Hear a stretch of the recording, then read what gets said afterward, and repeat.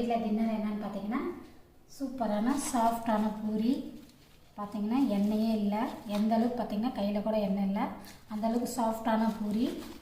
அதுக்கு நான் இன்றைக்கி வெங்காய மசாலா, அதாவது வந்து பார்த்திங்கன்னா உருளைக்கிழங்கு இல்லாத இந்த வெங்காய மசாலா வந்து பார்த்திங்கன்னா செம்ம அல்டிமேட்டாக இருக்கும். இது பூரிக்கு மட்டும் இல்லாத சப்பாத்திக்குமே வந்து பார்த்திங்கன்னா அப்படியே ஊற வச்சு சாப்பிடும் போது அந்தளவுக்கு சூப்பராக இருக்கும்.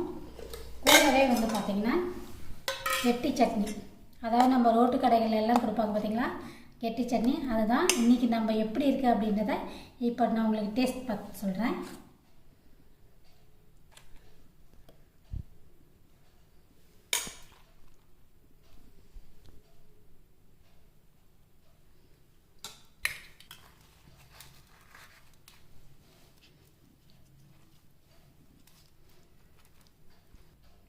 இந்த மாதிரி நல்லா சாஃப்டான பூரி நம்ம சாப்பிட்டு பார்த்துட்டு சொல்கிறேன்.